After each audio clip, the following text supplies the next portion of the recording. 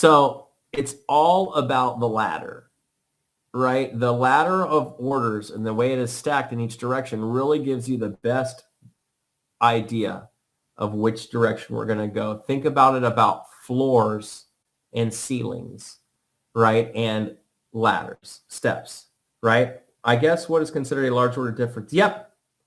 And we're going to talk a little bit about that actually right here.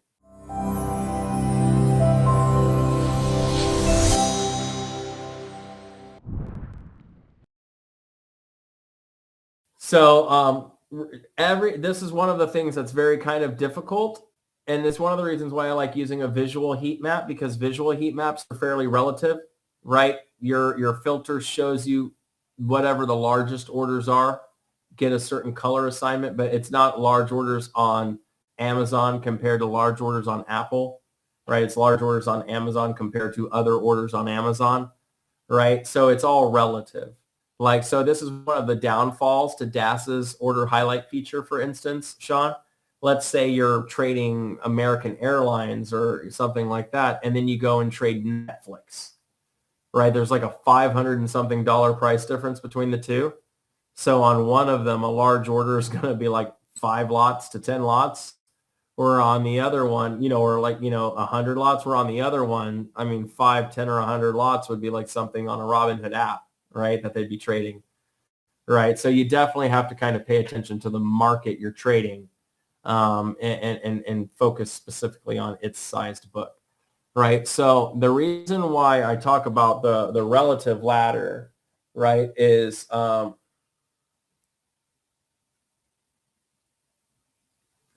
it's the short-term ladder that's really the I'll show you. I got it coming for you, Mark. So it's the relative ladder, right? So it's not really about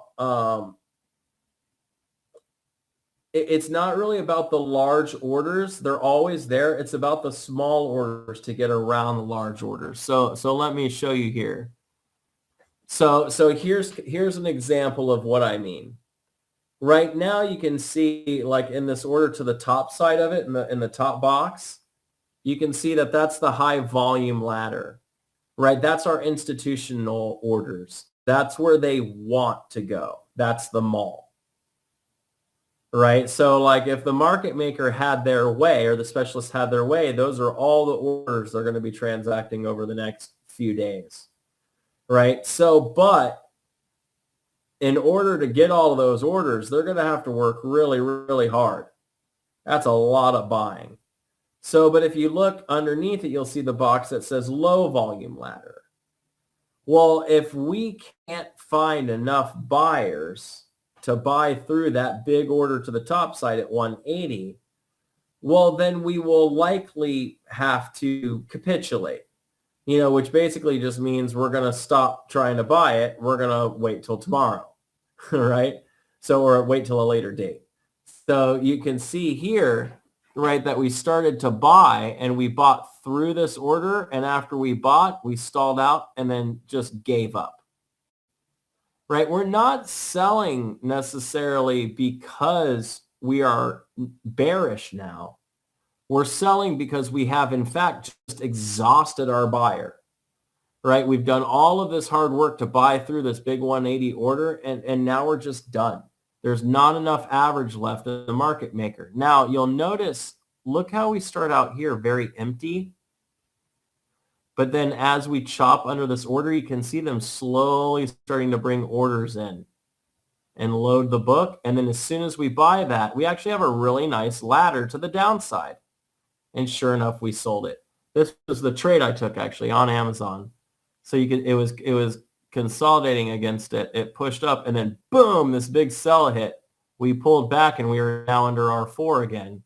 So I went ahead and went short through my stop above there. Yoink. Hit a little bit there and the rest out there. That was fun. So here's an example of Tesla from, I think it was maybe last year. An example of the low volume ladder at the open. You can see how they ran down the ladder at the open to go hit a large bid that was down. But as they were going down, we always kind of knew this was going to be a long, right? Because as you're going down, the order book to the top side is insanely bullish, right? It's just not a long yet, right? They're going down. They're headed to the warehouse. These are all grocery stores that they have to drop produce off at, right? But this is all. Now, the fun part is, here's the buyer. This is where the market maker is really going to make a lot of money. The market maker is going to come up here, and this will be an eventual move. The market maker buys, buys, buys, buys, and buys. Then gets above the price, and then look, there's a buyer. The market maker is now imagine buying here. The market maker has this really large cost average. They've been buying all of this, right? So they must have had a really low cost average coming into this, because they had to do a whole lot of buying. And now we have this buyer down here that's going to want the market maker to distribute all the way down to that order, right? But that's really like, that would be a large buyer that's willing to buy way down here. So depending on this market this can be doing all of this just to eventually go down to hit that order, right? So it's a good time. You know what I mean? So this is a kind of an example of what that looked like, right? We sold down to R4. This was a narrow range. So I played a trending breakout, boom, target at VWAP, and then 2 outs. I just thought today I threw in some of my old charts because I thought I would show you some new examples at the end, but I thought I'd show you guys some stuff that's been working since I think this trade that I took here was on like the 18th of March, like 2 years ago. Right. So I just want to show you that this stuff's been working for a very long time. Icebergs are, I know it has partials, right? Icebergs show you large places where our orders get stuck. So watch out for those. We talked about the dots. This is what it looks like to sell through. Buying dots, selling dots. These are based on cumulative volume. Oh my God. These are based on cumulative volume delta. So it's starting to sell here. So volume delta is taking the positive number of sells or buys. You average those basically. If there's more buys, you get a green dot. If there's more sells, you get a red dot. This is what volume pressure looks like. So let me go ahead and show you a couple of examples, and then we'll go from there. All right, so here's a bearish order book on PLTR. You can see here we had some orders to the downside as we were selling down towards this lower range here. This is an example of a bullish order book here on Oracle. You can see you had a nice bullish book here. Also a bullish book here on Oracle. You can see I actually ended up going short. Notice how we were bullish, but we developed a large order void here. And as we developed the order void, we brought in orders to the downside. Here's one on AMD. You can see we have a big bearish order to the downside.